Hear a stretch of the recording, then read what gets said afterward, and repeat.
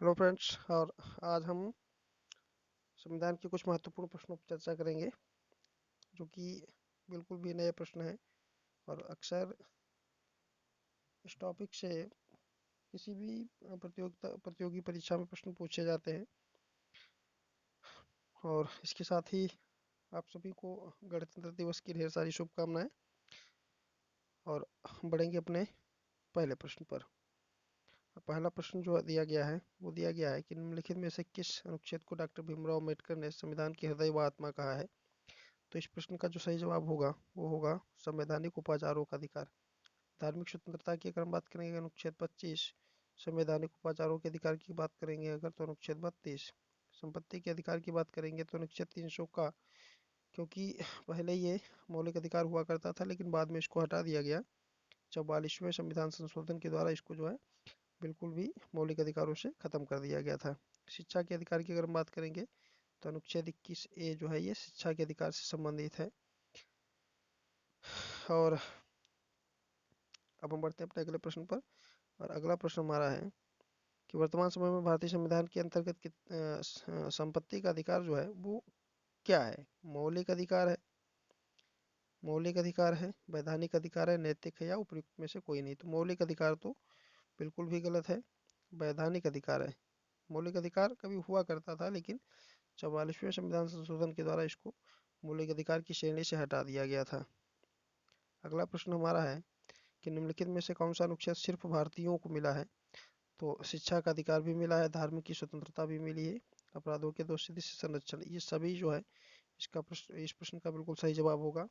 क्योंकि शिक्षा का अधिकार, अगर हम बात करें शिक्षा के अधिकार की, धर्म की स्वतंत्रता की या अपराधों के दोषी से संरक्षण की, तो ये तीन ऐसे मौलिक अधिकार हैं जो सिर्फ भारतीयों को प्राप्त होते हैं, सिर्फ भारतीय नागरिकों को, ऐसे कहें कि भारतीय नागरिकों को ही प्राप्त होते हैं। तो इस प्रश्न का जो है वो सही जवाब होगा ऑप्शन नंबर डी। अब हम बढ़ते अपने अगले प्रश्न पर। प्रश्न संख्या 4 जो है, प्रश्न संख्या 4 कहता है कि प्राण एवं दैहिक स्वतंत्रता का संबंध निम्नलिखित में से किस अनुच्छेद से है। तो अनुच्छेद 19 जो है ये वाक एवं अभिव्यक्ति की स्वतंत्रता की बात करता है, यानी बोलने की आज़ादी। अनुच्छेद 20 अपराधों के दोष सिद्धि में संरक्षण की बात करता है। और अनुच्छेद 21 ये प्राण एवं दैहिक स्वतंत्रता संबंधित है। तो इस प्रश्न का जो सही जवाब होगा वो अनुच्छेद 21 होगा। अनुच्छेद 22 की अगर हम बात करेंगे तो गिरफ्तारी से संबंधित है, आपको किन किन परिस्थितियों में गिरफ्तार किया जाएगा, गिरफ्तारी के बाद आपको कहाँ ले जाया जाएगा, कब ले जाया जाएगा, कैसे ले जाया जाएगा, ये इन सभी चीज़ों का जो है वर्णन अनुच्छेद 22 में दिया गया है। अब हम बढ़ते हैं अपने अगले प्रश्न पर। और प्रश्न संख्या 5 है, भारतीय संविधान में राज्य के नीति निर्देशक तत्व किस भाग में वर्णित हैं। मौलिक अधिकारों से संबंधित जो प्रश्न आज थे वो समाप्त हो चुके हैं, अब नीति निर्देशक तत्व आ गए हैं। तो इसमें हम थोड़ा चर्चा कर लें कि जो नीति निर्देशक तत्व है ये किस भाग में है। तो संविधान का जो भाग 4 है, संविधान के भाग 4 में दिए गए हैं। इनका विस्तार कहाँ से कहाँ तक है, तो इनका विस्तार अनुच्छेद 36 से लेकर के अनुच्छेद 51 तक है। और मौलिक अधिकार जो होते थे वो वाद योग्य होते थे, मौलिक अधिकार वाद योग्य होते थे, जबकि जो राज्य के नीति निर्देशक तत्व हैं या इनको हम डीपीएसपी कहते हैं, डीपीएसपी का मतलब directive principle of state policy, जो डीपीएसपी हैं ये वाद योग्य नहीं होते हैं। इस बात को आप ध्यान रखेंगे, राज्य के नीति निर्देशक तत्व हैं जो वाद योग्य नहीं होते, अर्थात इनको आप न्यायालय नहीं ले जा सकते हैं। तो अब क्वेश्चन देखिए अपना कि भारतीय संविधान में राज्य के नीति निर्देशक तत्व किस भाग में वर्णित हैं। तो भाग 3 मौलिक अधिकार से संबंधित है। भाग 4 ही जो है यहाँ पर दिया गया है कि भाग 4, इस प्रश्न का बिल्कुल सही जवाब होगा भाग 4 में। भारतीय संविधान के भाग 4 में राज्य के नीति निर्देशक तत्वों का वर्णन या जिक्र किया गया है। और अब हम बढ़ते हैं अपने अगले प्रश्न पर। अगला प्रश्न है प्रश्न संख्या 6, भारतीय संविधान में कल्याणकारी राज्य की संकल्पना कहाँ पर की गई है। तो प्रस्तावना में, नीति निर्देशक सिद्धांत में, मूल अधिकार में, 7वीं अनुसूची में। तो प्रस्तावना में बिल्कुल भी नहीं है, नीति निर्देशक तत्व इसका जो है बिल्कुल सही जवाब होगा। मूल अधिकार आप जानते ही हैं कि भाग 3 में है। 12 से लेकर के अनुच्छेद 35 तक। 7वीं अनुसूची, ये कुल 12 अनुसूचियां जो हमारे संविधान में दर्शाई गई हैं, ये उसका हिस्सा है। तो एक बार हम अनुसूची की बात आई है तो अनुसूचियों पर चर्चा कर लें कि जो अनुसूचियां हैं, ये वर्तमान समय में हमारे संविधान में कुल 12 अनुसूचियां हैं, जबकि जब संविधान लागू हुआ था, या हम ऐसे कहें कि मूल संविधान में कुल 8 अनुसूचियां थीं। तो 8 से 12 हुई हैं, तो मतलब 4 अनुसूचियां इसमें बाद में जुड़ी हैं। कब कब जुड़ी हैं, एक बार इनको हम देख लें। तो 8 के बाद 9वीं अनुसूची जोड़ी गई थी। 9वीं अनुसूची जो है ये पहले संविधान संशोधन के जरिए 1951 में जुड़ी थी। 10वीं अनुसूची की अगर हम बात करेंगे तो ये 52वें संविधान संशोधन के जरिए 1985 में जोड़ी गई थी। 52वां संविधान संशोधन 1985। और अगर हम बात करें 11वीं अनुसूची की, 11वीं और 12वीं, तो ये दोनों अनुसूचियां जो हैं, ये 11 जो है पंचायती या हम कह लें कि ग्राम पंचायतों से संबंधित है, और 12 जो है ये नगर पंचायतों से संबंधित है। और 11वीं जो अनुसूची है ये 73वें संविधान संशोधन के जरिए, और 12वीं अनुसूची जो है ये 74वें संविधान संशोधन के जरिए जोड़ी गई थी। आई होप आप सीख पाए होंगे, समझ पाए होंगे। और हम बढ़ते हैं अपने अगले प्रश्न पर। और अगला प्रश्न जो है वो दिया गया कि भारतीय संविधान के में राज्य के नीति निर्देशक तत्वों का विस्तार कहाँ से कहाँ तक है, इसका मतलब किस अनुच्छेद से किस अनुच्छेद तक है। तो अगर हम बात करें कि 5 से 11, तो इसमें नागरिकता दी गई है और ये भाग 2 में है। 12 से 35 ये मौलिक अधिकारों की बात करता है और ये भाग 3 में है। 36 से 51 ये राज्य के नीति निर्देशक तत्व अर्थात डीपीएसपी की बात करता है। और यही जो है इस प्रश्न का बिल्कुल सही जवाब होगा। कहाँ से कहाँ तक विस्तृत है, तो 36 से 51, और किस भाग में है, तो भाग 4 में है। आई होप ये प्रश्न आप सीख पाए होंगे। और अब हम बढ़ते हैं अपने अगले प्रश्न पर। अगला प्रश्न हमारा है, भारतीय संविधान के किस अनुच्छेद का संबंध या किस अनुच्छेद में राज्य शब्द की परिभाषा है। तो ये विकल्प बाय मिस्टेक यहाँ हो गया है, आप देख लेंगे। यहाँ पर पहला विकल्प जो है वो अनुच्छेद 35 है, दूसरा विकल्प अनुच्छेद 37 है, 39 है और 36 है। तो कुल मिलाकर के अगर हम देखें कि अनुच्छेद 35 जो है ये तो मौलिक अधिकारों से संबंधित है, तो इसका तो संबंध इससे बिल्कुल भी नहीं होगा। अनुच्छेद 37 की अगर हम बात करेंगे तो अनुच्छेद 37 में ही ये कहा गया है कि जो राज्य के नीति निर्देशक सिद्धांत होंगे ये वाद योग्य नहीं होंगे। ये वाद योग्य नहीं होंगे अर्थात इनको आप न्यायालय नहीं ले जा सकते हैं, इनको आप न्यायालय नहीं ले जा सकते हैं।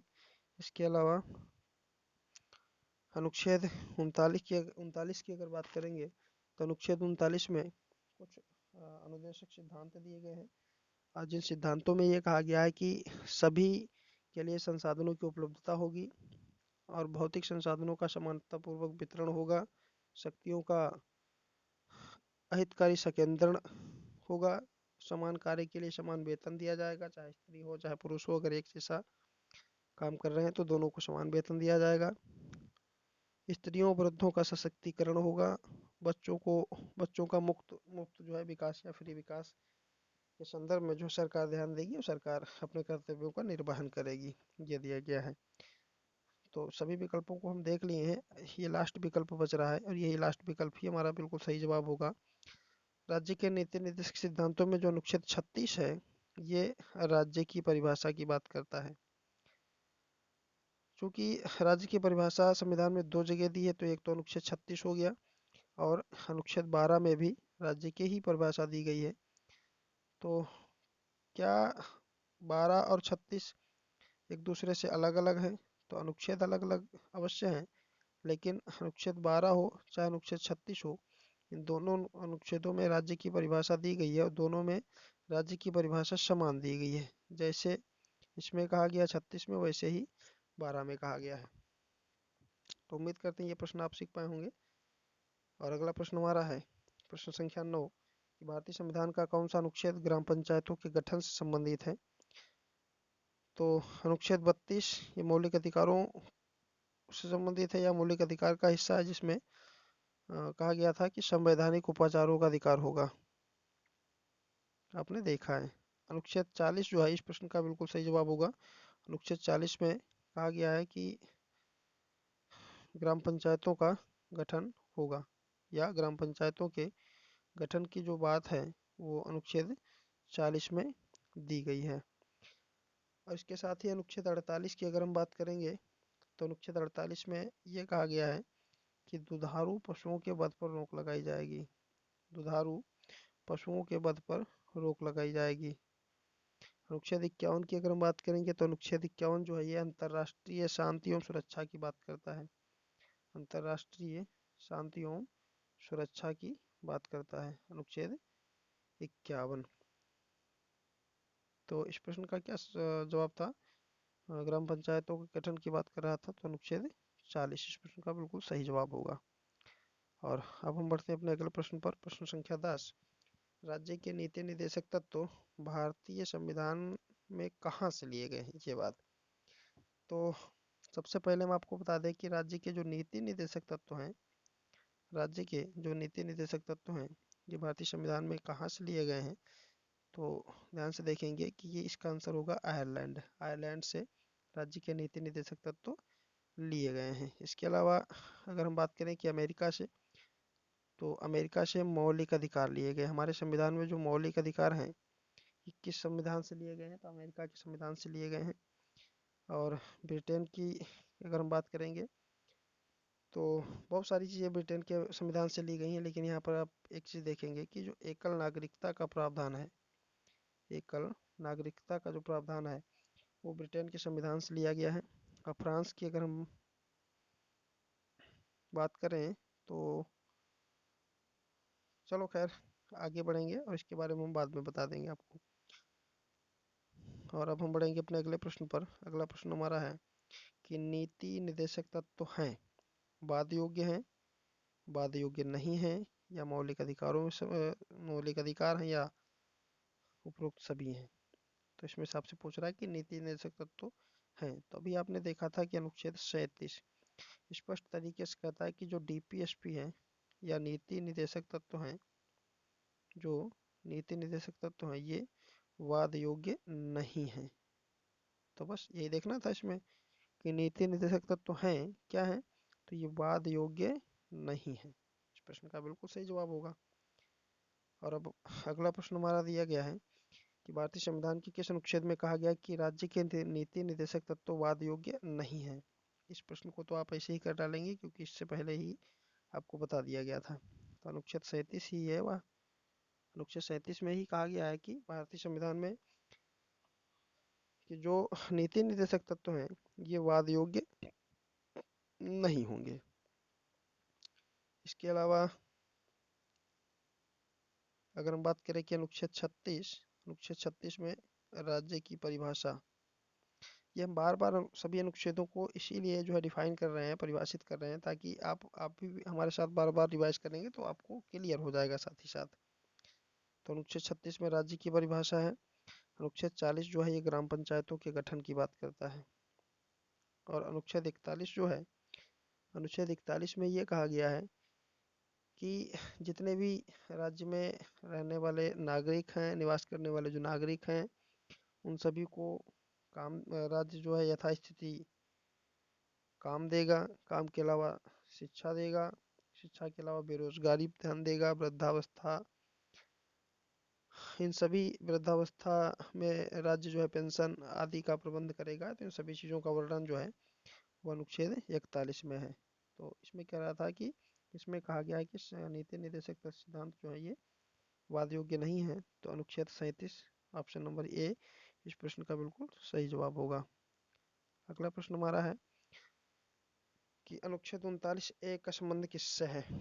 तो अनुच्छेद 39 तो आपने अभी देखा था कि इसमें कुछ अनुदेशक सिद्धांत दिए गए थे, जिसमें 6 चीज़ें बताई गई थी। और अनुच्छेद 39 ए जो है ये बात करता है राज्य की परिभाषा। तो राज्य की परिभाषा तो अनुच्छेद 36 में दी गई है। और अनुच्छेद 12 में भी दी गई है मौलिक अधिकारों में। राज्य द्वारा काम देने के प्रावधान, अभी आपने देखा कि अनुच्छेद 41 में है। और अब आप देख रहे हैं कि ग्राम पंचायतों का गठन अनुच्छेद 40 में है। तो 3 विकल्प होगा, ये भी हो गया, ये भी हो गया। तो अब कौन सा विकल्प बचा? ये विकल्प बचा निःशुल्क विधिक सहायता। तो निःशुल्क विधिक सहायता जो है यह अनुच्छेद 39 ए में डिफाइन की गई है। तो उम्मीद करते हैं ये प्रश्न भी आप समझ पाए होंगे। और अब हमारा अगला प्रश्न जो है वह है प्रश्न संख्या 14। अनुच्छेद 45 का संबंध निम्नलिखित में से किससे है? अनुच्छेद 45 का संबंध जो है वो निम्नलिखित में से किससे है? तो प्रसूति सहायता, कामगारों हेतु निर्वाह, मजदूरी, बालकों को निःशुल्क शिक्षा और दुधारू पशुओं के वध पर रोक। तो इस प्रश्न को तो आपने पहले ही देख लिया था कि दुधारू पशुओं के वध पर रोक जो है ये अनुच्छेद 48 लगाता है। प्रसूति सहायता, अगर हम बात करेंगे कि प्रसूति सहायता जो है यह अनुच्छेद 42 का हिस्सा है। कामगारों हेतु जो है निर्वाह मजदूरी, ये अनुच्छेद 43 में डिफाइन की गई है, अनुच्छेद 43 में दी गई है।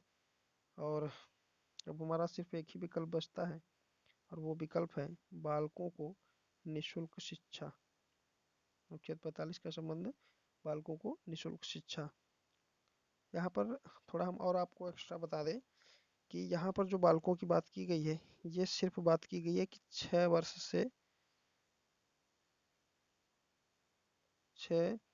से कम आयु वाले बालक, 6 वर्ष से कम आयु वाले बालक। अब वर्तमान समय में इसका जो है इसमें यही प्रावधान है। अब ये शब्द हम क्यों कहें कि वर्तमान समय में इसका यही प्रावधान है, क्योंकि कुछ समय पहले ये 6 से या 0 से 14 वर्ष तक हुआ करता था, 0 से 14 वर्ष तक हुआ करता था। लेकिन आपने मौलिक अधिकारों में एक अनुच्छेद देखा, अनुच्छेद 21A, और 21 जो है शिक्षा के अधिकार से संबंधित है। तो इसमें ये कहा गया कि 6 से 14 वर्ष के जो भी बालक होंगे, 6 से 14 वर्ष के जो भी बालक होंगे उनको अनिवार्य शिक्षा दी जाएगी, जो सभी का अधिकार है, सभी बालकों का अधिकार है। तो ये जो अनुच्छेद 21A है ये इसी अनुच्छेद से जो है अलग किया गया है। बालकों को निःशुल्क शिक्षा जो अनुच्छेद 45 है इसी से इसका एक अंश, या हम कह लें कि 0 से 14 वर्ष जो था इसमें जो 6 से 14 वर्ष होंगे इसका संबंध जो है, इसका संबंध जो है वो अनुच्छेद 21A से हो जाता है जो शिक्षा के अधिकार से संबंधित है। तो कुल मिला के इस प्रश्न का अगर हम सही जवाब देखें तो होगा बालकों को निःशुल्क शिक्षा। बाकी सभी विकल्पों को हम डिफाइन कर लिए थे। तो अब अगला प्रश्न जो है, और यही शायद, हाँ यही हमारा लास्ट प्रश्न होगा कि समान नागरिक संहिता का संबंध जो है किस अनुच्छेद से है? समान नागरिक संहिता का संबंध किस अनुच्छेद से है? अनुच्छेद 42, अनुच्छेद, अच्छा अनुच्छेद 42 दो बार लिखी गया है, और उसके बाद अनुच्छेद 44 है, उसके बाद अनुच्छेद 45 है। यहाँ पर आप अनुच्छेद 42 जो ऑप्शन नंबर बी है इसको आप अनुच्छेद 43 कर लें। तो अब हम सभी विकल्पों को देख लें तो अनुच्छेद 42 इसका नहीं जवाब होगा, 43 भी नहीं होगा, 45 भी नहीं होगा। इस प्रश्न का जो सही जवाब होगा वो होगा अनुच्छेद 44। अनुच्छेद 44 ही जो है कहता है कि अनुच्छेद 44 में ही समान नागरिक संहिता का प्रावधान है। और हमारे देश में समान नागरिक संहिता पूरी तरीके से लागू नहीं है, किंतु एक राज्य ऐसा है, हमारे देश का एक राज्य ऐसा है जहाँ पर समान नागरिक संहिता पूरी तरीके से लागू है, वो राज्य है गोवा। गोवा में समान नागरिक संहिता लागू है। तो उम्मीद करते हैं कि आज के सभी प्रश्न आप सीख पाए होंगे, सभी प्रश्नों से कुछ आपको नया सीखने को मिला होगा। और अभी हम एक दो वीडियोज और लाएंगे जिसमें हम चर्चा करेंगे मौलिक अधिकारों पर। मौलिक अधिकार के कुछ प्रश्न होंगे, उसमें डीपीएसपी से संबंधित भी कुछ प्रश्न होंगे। इन सभी चीज़ों पर हम एक बार डिटेल में चर्चा करेंगे। और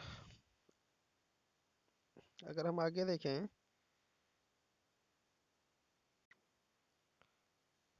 तो अब लास्ट प्रश्न हमारा ये था, प्रश्न संख्या 15। और इसके बाद में इन सभी प्रश्नों की आंसर शीट भी आपको दी गई है, आप देख लेंगे यहाँ से, और आप बाद में इनको मैच कर सकते हैं। इसके अलावा हम आप लोगों को थोड़ा दो, 2 या 3 संविधान संशोधन भी बताएंगे शुरुआत के, जो जो महत्वपूर्ण संविधान संशोधन है। तो हम चर्चा करें अगर पहले संविधान संशोधन की। पहला संविधान संशोधन पहला संविधान संशोधन जो है ये 1951 में हुआ था। और आपने देखा था कि इसी के द्वारा जो है हमारे संविधान में 9वीं अनुसूची जोड़ी गई थी। ये पहला संविधान संशोधन हो गया। और इसी पहले संविधान संशोधन के जरिए ओबीसी वर्ग को ओबीसी वर्ग को आरक्षण दिया गया था। इसी संविधान संशोधन में ओबीसी वर्ग को आरक्षण भी दिया गया था। तो ये पहले संविधान संशोधन से 2 बातें आप याद रखेंगे। पहला तो ये कि 9वीं अनुसूची जुड़ी थी, और दूसरा ओबीसी वर्ग को आरक्षण, ये पहले संविधान संशोधन के द्वारा हुआ था। इसके बाद अगर हम देखें तो और भी दूसरा, तीसरा, चौथा, पांचवा भी हुआ है, छठा भी हुआ है, लेकिन वो बहुत इंपॉर्टेंट नहीं है। इसके बाद एक संविधान संशोधन आता है जो 7वां संविधान संशोधन होता है। और 7वां संविधान संशोधन 1957 में होता है। 1957 में होता है। तो इसमें कुछ चीज़ों का प्रावधान किया गया, जिसमें पहली बात तो ये कही गई, एक हमारे संविधान में भाग हुआ करता था, संविधान का भाग हुआ करता था, भाग 7। हमारे संविधान का एक भाग हुआ करता था, भाग 7, जिसमें राज्यों जो है राज्यों को कैटेगराइज्ड किया गया था। और आगे चल करके जब 1956 में राज्य पुनर्गठन आयोग का जो है गठन होता है, या जब एक राज्य पुनर्गठन आयोग बनता है, उसके बाद में इस भाग 7 की जरूरत नहीं रह जाती है। तो इस 7वें संविधान संशोधन के जरिए 1957 में भाग 7 को भी हमारे संविधान से हटा दिया गया। तो वर्तमान समय में भाग 7 हमारे संविधान में नहीं है। इसके अलावा इसमें एक प्रावधान और किया गया, आप आगे संविधान में देखेंगे कि एक अनुच्छेद होता है, अनुच्छेद 160, और इसमें राज्यपाल की चर्चा है कि राज्यपाल कौन होगा, क्या होगा, कैसे काम करेगा। तो हमारे संविधान में लिखा है स्पष्ट तरीके से कि एक राज्य के लिए एक राज्यपाल होगा, राज्य के लिए एक राज्यपाल होगा। लेकिन इस 7वें संविधान संशोधन के जरिए ये कहा गया कि एक राज्यपाल जो है एक या एक से अधिक राज्यों का भी राज्यपाल हो सकता है। एक या एक से अधिक राज्यों का राज्यपाल हो सकता है। इसके अलावा इस 7वें संविधान संशोधन में यह भी कहा गया कि एक उच्च न्यायालय एक उच्च न्यायालय एक या एक से अधिक राज्यों के लिए हो सकता है। तो ये कुछ प्रावधान है जो 7वें संविधान संशोधन के जरिए जोड़े गए थे। उसके बाद अब आता है हमारा 21वां संविधान संशोधन। 21वां संविधान संशोधन जो है, तो इस 21वें संविधान संशोधन के द्वारा हमारे संविधान में एक भाषा जोड़ी गई थी, जिस भाषा का नाम था सिंधी। हमारे संविधान में एक नई भाषा जोड़ी गई थी, जिस भाषा का नाम था सिंधी। यानी सिंधी भाषा जो है वो 21वें संविधान संशोधन के द्वारा जोड़ी गई थी। इसके अलावा 24वें संविधान संशोधन की अगर हम बात करें, तो 24वां संविधान संशोधन भी महत्वपूर्ण है। इसमें यह कहा गया था कि संविधान संशोधन विधेयक पर राष्ट्रपति बाध्य है, या हम ऐसे कह लें कि अगर संसद में संविधान के संशोधन से संबंधित कोई भी विधेयक लंबित है या उस पर कार्यवाही चल रही है, तो राज्यसभा और लोकसभा से पारित होने के बाद जब राष्ट्रपति के पास जाएगा, तो राष्ट्रपति इस संविधान संशोधन विधेयक पर हस्ताक्षर करने के लिए बाध्य होगा। अर्थात राष्ट्रपति न तो इस संविधान संशोधन विधेयक को पुनर्विचार के लिए वापस भेज सकता है, ना ही इसको मना कर सकता है। बाकी इसके अलावा अन्य विधेयकों की अगर हम बात करेंगे तो कुछ विधेयक ऐसे भी हैं जिन पर राष्ट्रपति को कुछ अधिकार दिए गए हैं कि वो वापस भी कर सकता है। उसके पास पॉकेट पॉकेट वीटो भी होती है और उसके पास जो है पुनर्विचार का भी एक विकल्प रहता है कि वो विधेयक को वापस करे और संसद में जो दो सदन है, राज्यसभा और लोकसभा, वो उस पर दोबारा पुनर्विचार करें और उसकी खामियों को दूर करें। तो ये हमारा हो जाता है 24वां संविधान सॉरी 24वां संविधान संशोधन। इसके बाद एक बहुत ही महत्वपूर्ण संविधान संशोधन आता है जो कि है 26वां संविधान संशोधन। 26वां संविधान संशोधन जो है ये 1971 में हुआ था। 1971 में उस समय हमारे देश की प्रधानमंत्री हुआ करती थी इंदिरा गांधी जी। इंदिरा गांधी जी के समय में ये 26वां संविधान संशोधन हुआ था। तो इस 26वें संविधान संशोधन के जरिए प्रिवी पर्स को खत्म किया गया था। आप ध्यान देंगे ये नया शब्द लग रहा होगा, प्रिवी पर्स को खत्म किया गया था। अब ये प्रिवी पर्स क्या था? जो प्रिवी पर्स था ये क्या था? तो प्रिवी पर्स में ये कहा गया था, और प्रिवी पर्स को समझने से पहले हम थोड़ा एक बार आज़ादी के समय अपने इतिहास को उठा करके देखें। जब हमारा भारत आज़ाद हुआ था तो उस समय हमारे भारत में बहुत सारी छोटी छोटी रियासतें हुआ करती थी और उन रियासतों को भारत में जोड़ना था।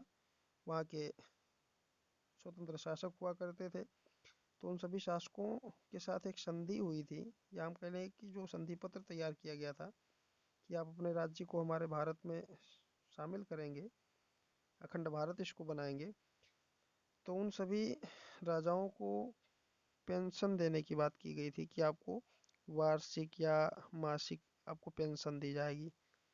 तो ये पेंशन 1971 तक चलती रही और 1971 में जैसे ही इंदिरा गांधी जी प्रधानमंत्री बनती हैं तो 26वां संविधान संशोधन करके प्रिवी पर्स को खत्म कर देती हैं। 26वां संविधान संशोधन के जरिए प्रिवी पर्स को खत्म कर देती हैं और वहीं से जो है राजाओं को जो पेंशन या भत्ता मिलता था उसको खत्म कर दिया जाता है। इसके अलावा बहुत ही महत्वपूर्ण संविधान संशोधन होता है, एक 35वां और एक 36वां। 35वां संविधान संशोधन जो है, इस 35वें संविधान संशोधन के जरिए सिक्किम को सह राज्य बनाया गया था। 35वें संविधान संशोधन के जरिए सिक्किम को सह राज्य बनाया गया था और 36वें संविधान संशोधन के जरिए सिक्किम को पूर्ण राज्य का दर्जा मिला था। पूर्ण राज्य का दर्जा दिया गया था। तो आप ध्यान रखेंगे जितने भी संविधान संशोधन बताए गए हैं, 35वें के द्वारा सिक्किम को सह राज्य बनाया गया था और 36वें संविधान संशोधन के जरिए सिक्किम को पूर्ण राज्य का दर्जा दिया गया था। और इन्हीं बातों के साथ अब हम अपनी जो है क्लास को यहीं पर ख़त्म करेंगे और आप सभी से सहयोग कामना करेंगे। जय हिंद, जय भारत।